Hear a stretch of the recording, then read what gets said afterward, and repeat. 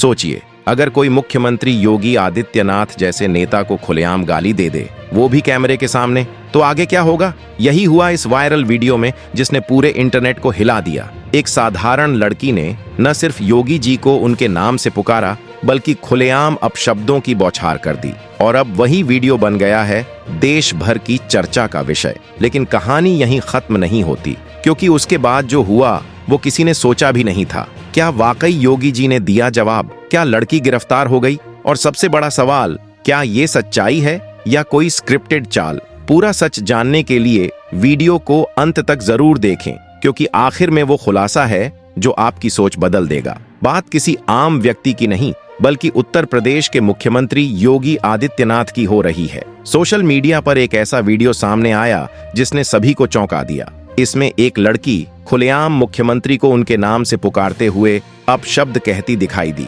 यही नहीं, उसने कैमरे के सामने मुस्कुराते हुए उन्हें यह तक चैलेंज दे डाला कि अगर हिम्मत है तो उसके घर आकर देख लें। किसी ने भी कल्पना नहीं की थी कि ऐसा वीडियो कभी सोशल मीडिया पर देखने को मिलेगा। ये वीडियो सबसे पहले एक लोकल रिपोर्टर के सोशल मीडिया अकाउंट पर अपलोड हुआ था। शुरुआत में लोगों ने इसे गंभीरता से नहीं लिया, क्योंकि इस तरह के स्क्रिप्टेड वीडियो अक्सर इंटरनेट पर दिख जाते हैं। लेकिन कुछ ही घंटों में यह वीडियो इतनी तेजी से वायरल हुआ कि हर प्लेटफॉर्म पर बस इसी की चर्चा होने लगी। वीडियो में दिख रही लड़की बेहद साधारण कपड़ों में थी। उसके चेहरे पर ऐसा कोई भाव नहीं था जिससे लगे कि उसे अपने शब्दों के परिणामों का अंदाजा है। बातचीत के दौरान उसका लहजा अचानक बदल गया और उसने मुख्यमंत्री योगी आदित्यनाथ के नाम के साथ अत्यंत आपत्तिजनक शब्दों का इस्तेमाल किया। बीच बीच में उसने इतनी भद्दी गालियां दी कि वीडियो में बीप डालना जरूरी हो गया। लड़की ने न केवल अपने शब्दों से लोगों को स्तब्ध किया, बल्कि यह भी कहा कि उसका घर तुलसी नगर मकान नंबर 555 में है। उसने कैमरे पर कहा कि अगर किसी को कुछ करना है तो आकर कर ले, लेकिन रात में मत आना, क्योंकि मेरी माँ मुझे पीट देगी। यह सुनने के बाद जो लोग इसे एक्टिंग या मजाक समझ रहे थे, वे भी सोच में पड़ गए कि आखिर इस लड़की को इतना आत्मविश्वास कहां से मिला। जैसे ही वीडियो वायरल हुआ, सोशल मीडिया पर प्रतिक्रियाओं की बाढ़ आ गई। कई लोगों ने नाराजगी जताई। किसी ने कहा कि लड़की के खिलाफ तुरंत एक्शन होना चाहिए, तो किसी ने इसे मुख्यमंत्री का अपमान बताया। कुछ यूजर्स ने यहां तक कहा कि यह मामला बुलडोजर एक्शन वाला है, और जल्द ही #बुलडोजर एक्शन ट्रेंड करने लगा। इंटरनेट पर मीम्स बनने लगे, बहसें शुरू हो गईं। किसी ने लड़की को निर्भीक कहा, तो किसी ने पब्लिसिटी पाने की कोशिश बताया। लेकिन असली सवाल यही था, यह लड़की है कौन और उसे इतना साहस कहां से मिला कि वह एक मुख्यमंत्री पर इस तरह टिप्पणी कर सके। इस बीच पुलिस विभाग ने वीडियो को संज्ञान में लेते हुए जांच शुरू कर दी। जैसे ही क्लिप वायरल हुई, कंट्रोल रूम में अलर्ट बज गया और वीडियो में बताए गए पते के आधार पर पुलिस की टीम तुरंत तुलसी नगर पहुंच गई। इलाके में जैसे ही यह खबर फैली कि पुलिस टीम तुलसी नगर पहुंच चुकी है, पूरे मोहल्ले में अफरा तफरी मच गई।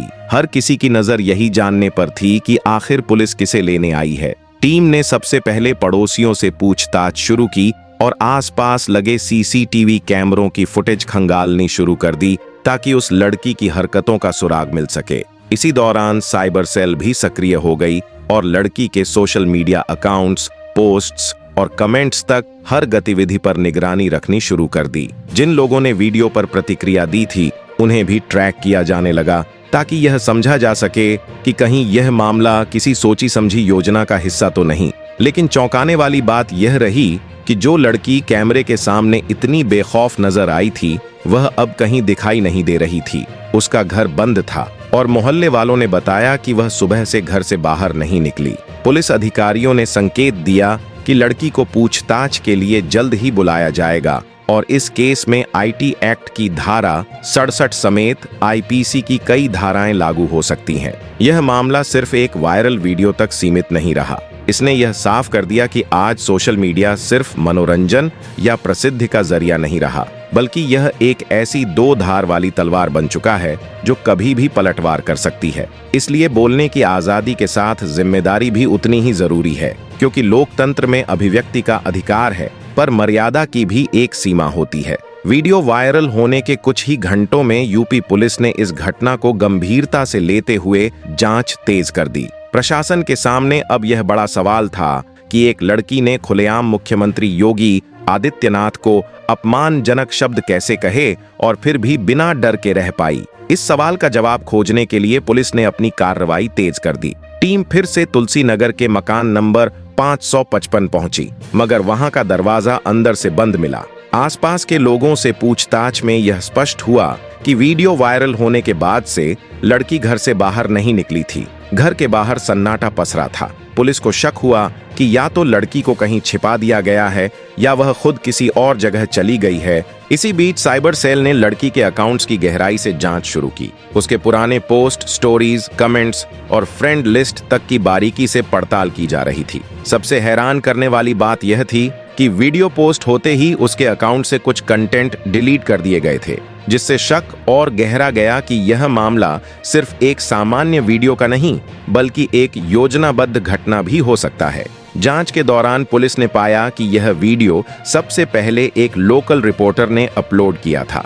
उसने दावा किया कि वह बस वहां से गुजर रहा था और यूं ही लड़की से बात करने लगा। लेकिन अब सवाल यह उठ रहा है, क्या यह महज संयोग था या फिर लड़की पहले से तैयार स्क्रिप्ट के साथ आई थी और उस रिपोर्टर को पहले से बुलाया गया था? पुलिस ने अब उस रिपोर्टर से भी पूछताछ शुरू कर दी है और उसका मोबाइल फोन जब्त कर लिया गया है ताकि पता चल सके कि वीडियो शूट से पहले कोई बातचीत या प्लानिंग हुई थी या नहीं। उधर सोशल मीडिया पर माहौल और गर्म होता जा रहा था। कोई इसे आवाज उठाने की आजादी बता रहा था तो कोई इसे सीधा कानून का उल्लंघन मानकर कड़ी सजा की मांग कर रहा था। अब देखना यह है कि इस पूरे मामले में अगला मोड़ क्या रूप लेता है, सच में सजा या फिर सोशल मीडिया की एक और लहर। सोशल मीडिया पर माहौल लगातार गर्माता जा रहा था।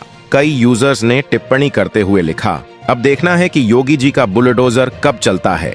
लोग मीम्स और पोस्ट्स के जरिए अपने अपने अंदाज में प्रतिक्रिया दे रहे थे।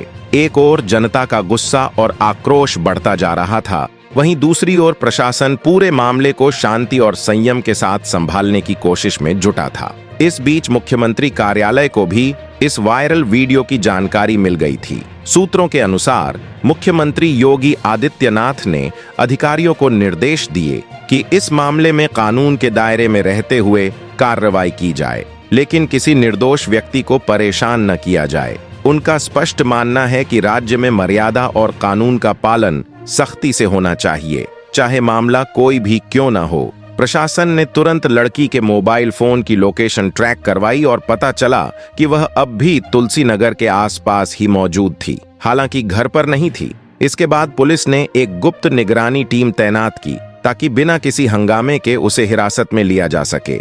उधर सोशल मीडिया पर बहस और भी तेज होती जा रही थी। कुछ लोग इसे लोकतंत्र में बोलने की आजादी का हिस्सा बता रहे थे, जबकि कईयों का कहना था कि यह सब सिर्फ पब्लिसिटी पाने का तरीका है। इसी बीच कहानी में नया मोड़ आया। कुछ यूजर्स ने लड़की के पुराने वीडियो खोज निकाले, जिनमें वह कॉमेडी और एंटरटेनमेंट कंटेंट बनाती नजर आ रही थी। इससे शक और गहराया कि वह सोशल मीडिया पर अपनी लोकप्रियता बढ़ाने के लिए विवादित वीडियो बनाती थी और यह वीडियो भी शायद उसी कोशिश का हिस्सा था। लेकिन सवाल यह था कि फॉलोअर्स बढ़ाने के लिए कोई इतना बड़ा जोखिम क्यों उठाएगा? क्या इसके पीछे कोई और व्यक्ति या संगठन शामिल था? इसी शक ने पुलिस की जांच को और गहराई में पहुंचा दिया। पुलिस ने लड़की से जुड़े कई अन्य लोगों को पूछताछ के लिए बुलाया और उनके कॉल रिकॉर्ड्स की जांच शुरू की। इसी दौरान एक अहम खुलासा हुआ। यह लड़की एक इन्फ्लुएंसर ग्रुप का हिस्सा थी जो सोशल मीडिया पर फॉलोअर्स पाने के लिए विवादित कंटेंट बनाता था।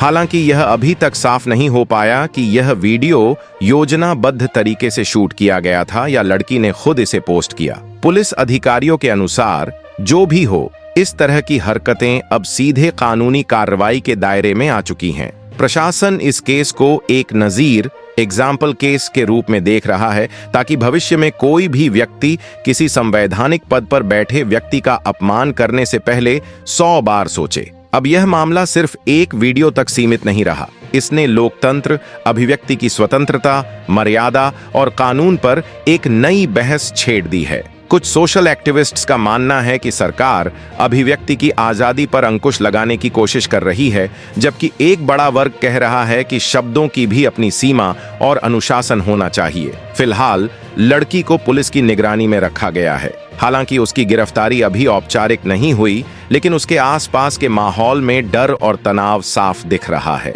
सोशल मीडिया की प्रतिक्रियाएं, लगातार होती पूछताछ और चारों ओर मच रही बहस ने उसकी जिंदगी को पूरी तरह से घेर लिया है। अगला कदम अब कानून की मेज पर है, जहां तय होगा कि यह मामला आजादी की आवाज था या अनुशासन की सीमाओं का उल्लंघन। अब सवाल यह उठता है कि क्या यह मामला सिर्फ एक लड़की की जिंदगी बदल गया या उसने पूरे समाज के लिए एक सबक छोड़ दिया है। आने वाले दिनों में इसका जवाब सामने जरूर आएगा। जैसे जैसे यह घटना फैलती गई, एक ओर प्रशासन कानूनी प्रक्रिया के तहत कार्रवाई कर रहा था, वहीं दूसरी ओर यह वीडियो समाज के हर तबके में बहस का केंद्र बन गया था। मामला अब सिर्फ उस लड़की के शब्दों तक सीमित नहीं रहा, बल्कि इससे एक बड़ा प्रश्न खड़ा हो गया। क्या आज के युवाओं में पहले जैसी संवेदनशीलता, अनुशासन और समझदारी अब नहीं बची? सोशल मीडिया पर इस तरह के बयानबाजी वाले वीडियो अब एक ट्रेंड की तरह उभरने लगे हैं,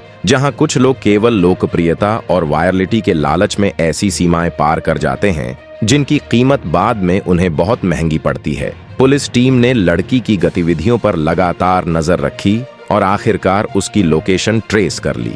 वह तुलसी नगर में ही अपने एक परिचित के घर पर छिपी हुई थी। देर रात पुलिस ने गुपचुप तरीके से कार्रवाई करते हुए उसे हिरासत में ले लिया, ताकि किसी तरह का हंगामा या मीडिया हल्ला न मचे। हिरासत में लिए जाने के बाद उसका बयान दर्ज किया गया। शुरुआत में लड़की ने खुद को निर्दोष बताते हुए कहा कि उसने सब कुछ मजाक में किया था और उसका किसी को ठेस पहुंचाने का कोई इरादा नहीं था। लेकिन जब जांच टीम ने उससे गहराई से पूछताछ शुरू की तो उसकी बातों में कई विरोधाभास और उलझनें सामने आने लगीं। जब पुलिस ने पूछा कि उसने अपने वीडियो में मुख्यमंत्री योगी आदित्यनाथ के लिए इतने आपत्तिजनक शब्द क्यों कहे, तो उसने जवाब दिया कि वह बस सोशल मीडिया पर फेमस होना चाहती थी। उसे लगा था कि इस तरह का वीडियो उसे ट्रेंडिंग में ले आएगा, लेकिन शायद वह यह भूल गई थी कि इंटरनेट कुछ भी नहीं भूलता। जांच अधिकारियों ने उसके मोबाइल, चैट हिस्ट्री और वीडियो रिकॉर्ड्स की जांच की, जिसमें साफ पता चला कि यह वीडियो अचानक नहीं बना था, बल्कि इसकी पहले से प्लानिंग की गई थी। वह अपने कुछ दोस्तों के साथ पहले से ऐसी विवादित सामग्री बनाने की योजना बना चुकी थी। इसके बाद पुलिस ने उसके उन दोस्तों की तलाश भी शुरू की जो इस पूरे विचार के पीछे थे।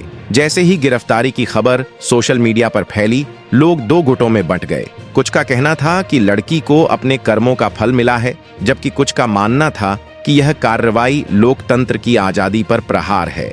वहीं एक बड़ा वर्ग यह कह रहा था कि यह कदम जरूरी था, क्योंकि आजादी और अनुशासन के बीच की रेखा बहुत पतली होती है और उसे पार करना बहादुरी नहीं बल्कि अविवेक है। कई लोगों ने यह भी कहा कि सोशल मीडिया की अंधी आजादी ने युवाओं के मन में ऐसा नशा भर दिया है कि अब वे यह सोचने समझने की क्षमता खो चुके हैं कि क्या सही है और क्या गलत। इस पूरे घटनाक्रम के बाद पुलिस विभाग ने एक प्रेस कॉन्फ्रेंस आयोजित की, जिसमें स्पष्ट रूप से कहा गया कि किसी भी राज्य में संवैधानिक पद पर बैठे व्यक्ति के खिलाफ अपमानजनक टिप्पणी करना एक दंडनीय अपराध है। प्रशासन ने साफ संदेश दिया, अभिव्यक्ति की आजादी सबको है, लेकिन अगर वह मर्यादा की सीमा पार करती है तो कानून अपना काम जरूर करेगा। यह मामला चाहे जिस भी तरह से सामने आया हो, आईटी एक्ट और आईपीसी की धाराओं के तहत की गई कार्यवाही का मकसद बिल्कुल स्पष्ट था। समाज को यह संदेश देना कि सोशल मीडिया कोई ऐसी जगह नहीं है जहां कानून की अनदेखी की जा सके। डिजिटल दुनिया में वही नियम लागू होते हैं जो असल समाज में लागू हैं। इसलिए जो भी बोले सोच समझकर बोले, क्योंकि शब्द कई बार हथियार से भी ज्यादा असरदार हो सकते हैं। जैसे जैसे यह केस आगे बढ़ा, सोशल मीडिया की बहस एक नई दिशा में मुड़ गई। कई मनोवैज्ञानिकों और विशेषज्ञों ने इस घटना को आधुनिक पीढ़ी के व्यवहार से जोड़कर देखना शुरू किया।